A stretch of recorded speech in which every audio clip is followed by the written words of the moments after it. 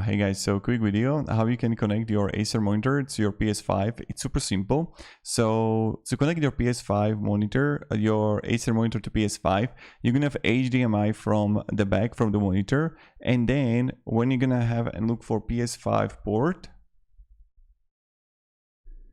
then you're going to have the ports right here, and what you need to do is just like insert it into HDMI port of the PS5, and that's it. That's the whole process. But there can be an issue that you're not going to have HDMI, you're going to have DVI or VGA port, that you can have like different kind of cable. Then what you need to look for is adapter. So you're going to have VGI, HDMI adapter, and I'm going to link you some good ones down below in the description. And then you just need to buy this, and then you're just going to insert it, and that's how we got it.